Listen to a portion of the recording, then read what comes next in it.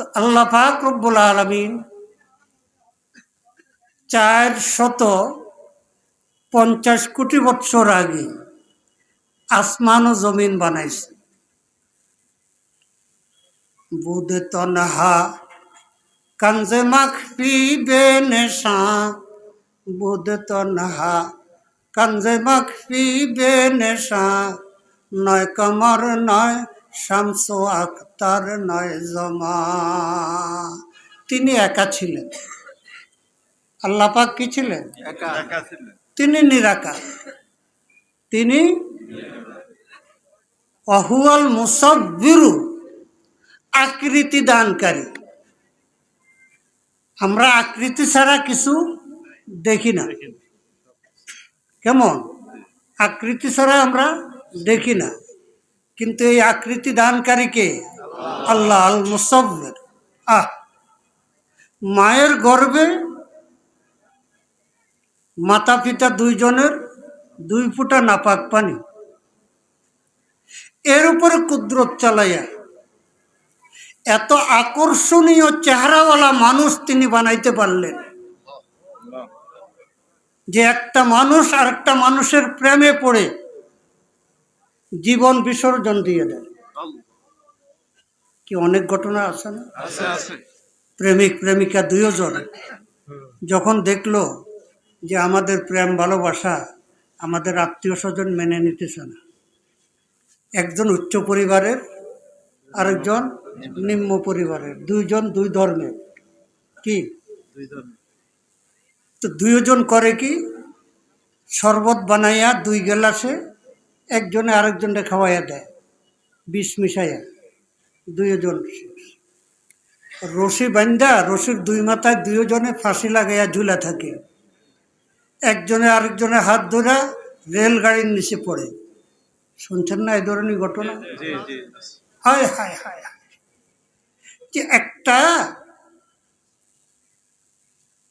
মানুষের চেহারার আকর্ষণ যদি এরকম হয়, যে আকর্ষণীয় চেহারাওয়ালা মানুষ বানাইলেন তার আকর্ষণ কত! গর্ভবিনী কর্রো ফর্রে সাহারা, গর্ভবিনী কর্রো ফর্রে সাহারা, জিভাবিনী তো হামা আফাকেরা, জিভাবিনী তো হামা আফাকেরা। আল্লাহকে সরাসরি এই চোখে দেখা যাবে, এই চোখে সরাসরি দেখা যাবে। পয়গম্বর হযরত মূসা আলাইহিস সালাম পৃথিবীর মধ্যে একজন মানুষ যার সাথে আল্লাহ পাক সরাসরি কথা বলছে। 70,000 নূরের পর্দার ভিতর থেকে কথা বলছেন। কোহে তুর, তুর পাহাড় সিরিয়াতে, তুর পাহাড়টা সিরিয়াতে অবস্থিত।